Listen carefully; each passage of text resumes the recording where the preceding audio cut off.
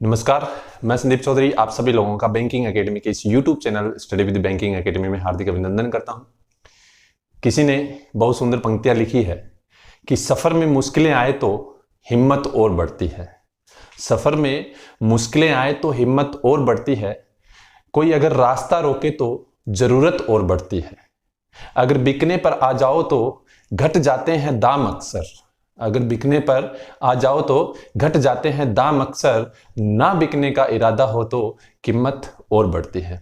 जी हाँ, आज मैं एक बहुत इंपॉर्टेंट टॉपिक लेकर आया हूं। उससे पहले मैं आपको बता दूं कि हमें इसी तरीके से जब हम कोशिशें करते हैं बार बार, अगर हम सफल नहीं हो रहे हैं तो इसका मतलब हमारी जिंदगी के अंदर हमारे लिए कुछ बहुत ही अच्छा लिखा हुआ है। और वो अच्छा जो है, हमें अगर थोड़ी सी मेहनत और करेंगे तो वो अच्छा भी हमको जरूर मिलेगा। क्योंकि कुछ स्टूडेंट ऐसे होते हैं कि क्लर्क का एग्जाम देते हैं, प्रिपरेशन करते होते हैं, लेकिन उनका सिलेक्शन नहीं होता। लेकिन जब वो पीओ का एग्जाम देते हैं तो उनका वो क्लियर हो जाता है। हालांकि वो डरते होते हैं कि जब मेरा क्लर्क का एग्जाम नहीं निकल रहा तो पीओ कहाँ से निकल जाएगा। लेकिन कहते हैं ना कि जो ऊपर वाला लिखता है वही हमें मिलता है। तो आप कोशिश करते रहो, बार बार कोशिश करते रहो, 100% हमें कामयाबी मिलेगी और एक दिन हम हमारे मुकाम पर जरूर पहुंचेंगे। तो जो मैं बात कर रहा था कि मैं एक टॉपिक के ऊपर चर्चा करने वाला हूं, वो टॉपिक है इंपॉर्टेंट कमेटी। यानी कि जो हाल ही में बैंकिंग सेक्टर के अंदर जिन कमेटियों के ऊपर जो क्वेश्चंस आते हैं उनके ऊपर हम लोग चर्चा करेंगे, उनके बारे में हम लोग देखेंगे। यानी कि किस तरीके के क्वेश्चन बन सकते हैं, कौन सी कमेटी किस पर्पज के लिए बनाई गई थी, और उन कमेटी का नाम जो है वो हम लोगों से एग्जाम में पूछा जाता होता है। तो चलिए बात करते हैं कमेटी के ऊपर। जाने से पहले मैं आपको बता दूं कि इस वीडियो को ज़्यादा से ज़्यादा शेयर करो, एक बार लाइक जरूर कर देना, और चैनल को अगर सब्सक्राइब नहीं किया है तो चैनल को सब्सक्राइब भी कर लेना। चलिए चलते हैं पहली स्लाइड में। तो जैसा मैंने आपको बताया था कि हम क्या है इंपॉर्टेंट कमेटी के ऊपर डिस्कस करने वाले हैं। जितनी भी यानी कि इंपॉर्टेंट कमेटी जो यानी पिछले कुछ समय से या फिर यूँ कहें पिछले कुछ समय से जो संचालित की जा रही है, जो एग्ज़ाम के अंदर हमारे लिए महत्वपूर्ण हो, उसके ऊपर हम लोग जो है वो चर्चा करेंगे। राइट, चलिए तो थोड़ा सा इसमें देख लेते हैं हम लोग। हाँ, एक मिनट में थोड़ा सा पहले, हाँ चलिए। तो इंपॉर्टेंट कमेटी जो आईबीपीएस, एसबीआई, आरआरबी जितने भी यानी कि कंपटीशन एग्जाम है उनके अंदर इंपॉर्टेंट रहने वाली है। ये बैंकिंग से रिलेटेड कमेटी है, ये थोड़ा सा हम लोगों ने ध्यान में रखना है। यानी कि बैंकिंग से रिलेटेड ये कमेटी है, या फिर यूँ कहें अभी तक जो कमेटी एग्जाम के अंदर ज़्यादातर पूछी जाती है वही हम जो है यहाँ डिस्कस करने वाले हैं। पार्ट फर्स्ट है इसका। लगभग अगर हम बात करें 20 के करीब कमेटी है, तो इसमें मैं 5 से 6 कमेटी आप लोगों को यहाँ पर करवाने वाला हूँ। तो एक एक चीज़ को ध्यान से देखना है, ठीक है। चलिए, तो जैसा कि सबसे पहले अपने पास जो दी गई है, कौन सी है? सुरेश माथुर कमेटी। ध्यान दीजिए, सुरेश माथुर कमेटी। सबसे बड़ी चीज़ कि एग्जाम के अंदर क्या आता है कि हम लोगों से ये पूछा जाता है कि मान लीजिए सुरेश माथुर कमेटी जो है वो किसके लिए बनाई गई, ठीक है। तो वो हम लोगों से पूछा जा सकता है। कब इसको स्टेब्लिश किया गया था वो पूछा जा सकता है। देखिए, ये दिया गया है कि इंश्योरेंस सेक्टर रेगुलेटर IRDAI, यानी कि IRDAI, insurance regulatory development authority of India, constituted 10 member committee इन्होंने गठित की थी, headed by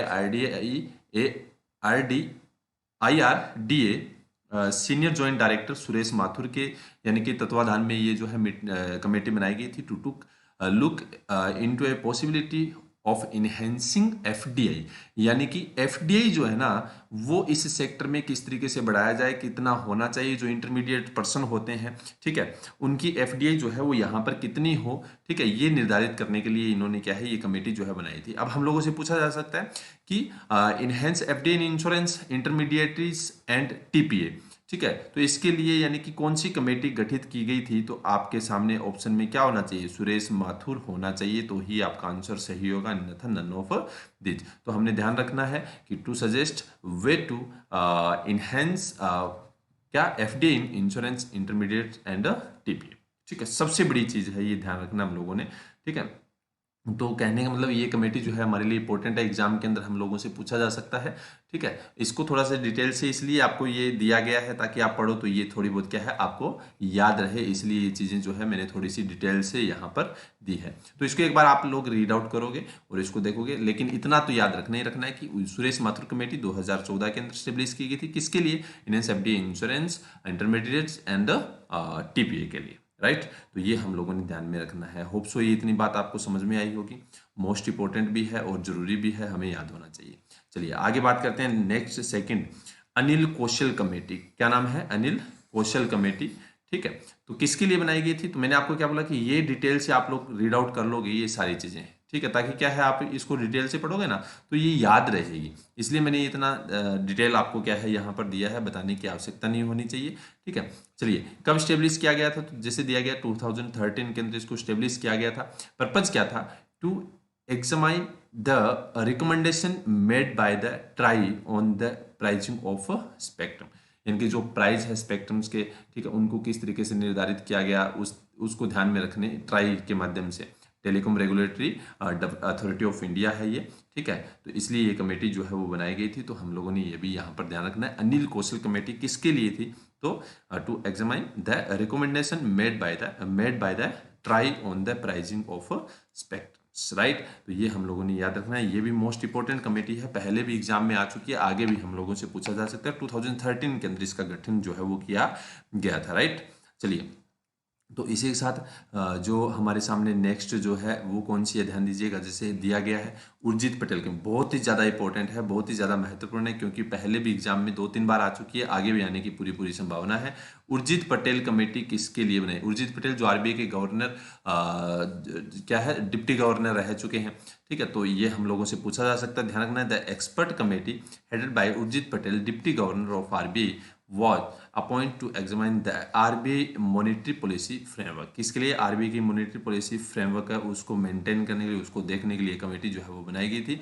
the committee suggest that the apex bank adopt the new consumer price index, यानी कि न्यू कंज्यूमर प्राइस इंडेक्स है या इन्फ्लेशन डिफ्लेशन कितना रहना चाहिए वो भी क्या है इसमें निर्धारित किया गया था, तो वो 4% तक होना चाहिए। तो इसके लिए इस कमेटी जो है वो सेटअप की गई 2014 के अंदर की गई थी। पर्पज क्या था ये हमारे सामने लिखा हुआ है, to examine the current monetary policy framework, यानी कि मॉनेटरी पॉलिसी जो फ्रेमवर्क है उसके लिए कमेटी जो है वो बनाई गई, हम लोगों ने ध्यान में रखना है। और जो मैंने बैंकिंग में आपको मैं आरबीआई करवा रहा हूँ तो उसके अंदर मैंने आपको बताया भी था एमपीएफ है ना, मॉनेटरी पॉलिसी फ्रेमवर्क क्या है, किस तरीके से वर्क करता है, वो मैंने डिस्कस किया ऑलरेडी, तो ये हम लोगों ने ध्यान में रखना है। क्लियर। चलिए, नेक्स्ट जो है हमारे सामने आती है बिमल जालान कमेटी, क्या आती है, बिमल जालान कमेटी। तो the reserve bank of India, ठीक है, RBI, in consultation with the central government के साथ मिलकर हेड कॉन्स्टिट्यूटेड एक कमेटी बनाई है under the chairmanship of doctor Bimal Jalan to review the current economic capital framework. Most important, current economic capital framework के लिए कमेटी बनाई गई, कब, नवंबर 2018 के अंदर इस कमेटी को क्या है बनाया गया था। जो कमेटी क्या करेगी, observe that there is no internationally laid down risk capital framework for central bank, यानी सेंट्रल बैंक के लिए कोई भी तरह की इंटरनेशनल रिस्क कैपिटल जो है वो ना रहे या किस तरीके से, वो सारी चीज ध्यान में रखने के लिए। और बैलेंस शीट में बात करें 28.26, ये कोई नहीं पूछेगा, लेकिन किसके लिए है, टू ये पूछा जा सकता है to review the current economic capital framework के लिए कौन सी कमेटी बनाई गई है, तो बिमल जालान कमेटी जो है वो बनाई गई है, हम लोगों ने ध्यान में रखना है। होप सो इतनी बात आपको अच्छी तरीके से क्लियर हुई होगी, ठीक है। याद रखना है कब इसको स्टेब्लिश किया गया था, 2018 के अंदर स्टेब्लिश किया गया था, ये भी हमें मालूम होना चाहिए।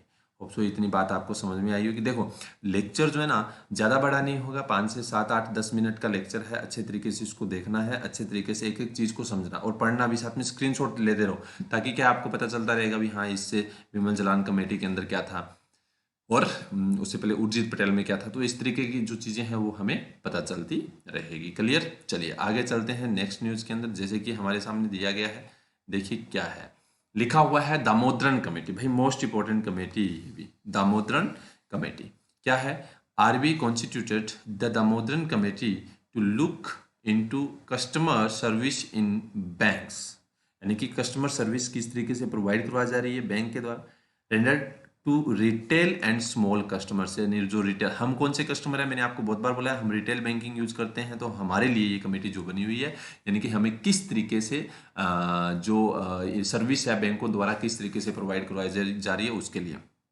including pensioners and also the look into the system of governance mechanism prevalent in banks। ठीक है, तो कहने का मतलब हमें ये ध्यान रखना है, ये जो कमेटी है इसको कब बनाया गया था, 2011 के अंदर बनाया गया था। पर्पज क्या है, तो on improvement of customer service in banks, customer service के लिए कौन सी दामोदरन कमेटी, याद रखना है, मोस्ट इंपॉर्टेंट है, एग्जाम के अंदर पूछा जा सकता है। होप सो इतनी बात आपको अच्छी तरीके से क्लियर आई होगी, है ना। तो इसको देखो, ये जो भी चीज़ें मैं बता रहा हूँ ना, जितनी भी कमेटी में आपको कराऊंगा 3 से 4 पार्ट के अंदर, तो बहुत ही ज़्यादा महत्वपूर्ण है और एग्जाम के अंदर हम लोगों से 100% जो है वो पूछा जाएगा। लगभग 24 कमेटी हम कंप्लीट करेंगे। पार्ट 1 के अंदर 6, पार्ट 2 के अंदर 6, पार्ट 3 के अंदर और पार्ट 4, इस तरीके से 4 पार्ट इसके कंप्लीटली आएंगे। ठीक है, तो ये पार्ट फर्स्ट हम करने जा रहे हैं, जिसके अंदर हम लोगों ने किया है लगभग 5वीं कमेटी हम लोगों ने देख ली है। कौन सी? दामोदरन कमेटी। किसके लिए? हमारे लिए जो है ये कमेटी बनाई गई है, रिटेल कस्टमर्स और जो छोटे कस्टमर्स होते हैं उनके लिए। चलिए आगे दिया गया है, the union government constituted 4 member committee, जिसका नाम है अरविंद मायाराम कमेटी। अरविंद मायाराम कमेटी जो है वो भी बहुत ज़्यादा इंपॉर्टेंट है, क्योंकि एफडीआई से रिलेटेड है। तो ध्यान दीजिए कि गवर्नमेंट ने 4 मेंबर की कमेटी बनाई है, economic affair secretary Arvind Mayaram की यानी कि क्या है तत्वाधान में। Clear definition to FDI and FII, यानी एफडीआई और एफआईआई की क्या है कि जो एक तरह से हम कह सकते हैं कि डेफिनेशन क्लियर करने के लिए जैसे हमारे सामने दिया गया, इसको स्टेब्लिश किया गया था 2013 के अंदर किया गया था। पर्पज इसका क्या है? तो provide clear definition to foreign direct investment and FII, इनकी फॉरेन इंस्टीट्यूशनल इन्वेस्टमेंट। एफडीआई क्या होता है?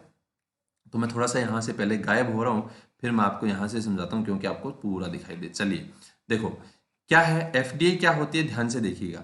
एफडीआई का मतलब होता है फॉरेन डायरेक्ट इन्वेस्टमेंट, यानी कहने का मतलब कोई ऐसा पर्सन, कोई ऐसा विदेशी, कोई दूसरी कंट्री का कोई पर्सन, ठीक है, जो क्या हो कि इंडिया के अंदर आकर, कहाँ आकर?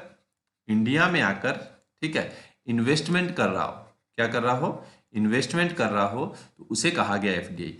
एफआईआई यानी कि फॉरेन इंस्टीट्यूशनल इन्वेस्टर्स, यानी कोई ऐसा पर्सन, ठीक है, जो अपनी कंट्री में, कहाँ? अपनी कंट्री में, ठीक है, बैठा बैठा कहाँ इन्वेस्ट कर रहा है? Invest in India.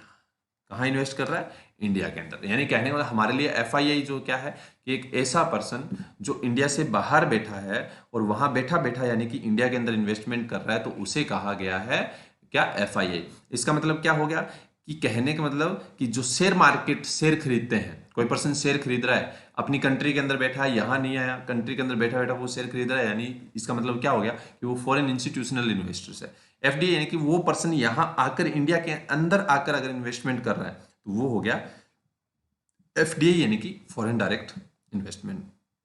Hope so ये सारी बात आपको अच्छे तरीके से समझ में आई होगी, जितना मैंने आपको करवाया है। ठीक है, तो ये इतनी कमेटी हम लोगों ने याद रखनी है। टोटल मैंने आपको 6 कमेटी करवाई है पहले, यानी कि पॉइंट से पहला जो अपना वीडियो, इसके अंदर टोटल कितनी कमेटी हो चुकी है? 6 कमेटी हो चुकी है। इंपॉर्टेंट है सारी की सारी, वही मैं उठा रहा हूँ जो आने वाले समय के अंदर हम लोगों से पूछी जा सकती है। तो हम लोगों ने ध्यान रखना है। इसके 3 पार्ट और आएंगे। ये पार्ट फर्स्ट है। पार्ट फर्स्ट में 6 कमेटी आ चुकी है, अभी 18 कमेटी लगभग हम और कंप्लीट करेंगे, जो एक एक तरीके से क्या है डिस्क्राइब की गई होगी। अच्छे तरीके से आपने देखना है, अच्छे तरीके से समझना है। और एग्जाम पॉइंट ऑफ व्यू से अगर मैं बात करूं तो ये सारी की सारी कमेटी बहुत ही महत्वपूर्ण है। तो होप सो इतनी सारी चीज़ें समझ में आ गई होगी। अगर समझ में आ गई अच्छे तरीके से, तो एक काम कर दीजिए, एक छोटा सा मेरा क्या कि शेयर कर दीजिए। ठीक है, चैनल को सब्सक्राइब नहीं किया है तो सब्सक्राइब कर लीजिए, और अगर कमेंट के माध्यम से कुछ सजेस्ट करना चाहते हो तो मुझे कमेंट के माध्यम से कुछ सजेशन भी दे सकते हो। आपको नेक्स्ट वीडियो किस पे चाहिए, कौन कौन सी टॉपिक कवर करें, वो भी आप लिख के मुझे बता सकते हो, तो हम उस पर भी कवर करेंगे। होप सो आपको पूरा पॉइंट जो है वो क्लियर होगा। चलिए मिलते हैं नेक्स्ट लेक्चर में, तब तक आप इस वीडियो को एंजॉय करिए, देखिए। सवा खैर, good night, thank you so much. क्योंकि कुछ लोग सोच रहे होंगे कि सर ने दोनों चीज़ें बोल दी है, सबा खैर और गुड नाइट, क्योंकि कुछ लोग सुबह में देखेंगे वीडियो को, कुछ लोग शाम को देखेंगे, तो मैंने दोनों को इंक्लूड किया। जो लोग आफ्टरनून में देखना चाहते हैं तो उनको गुड आफ्टरनून भी, और वीडियो को एंजॉय करिए, अपने दोस्तों के साथ शेयर करिए। Thank you so much.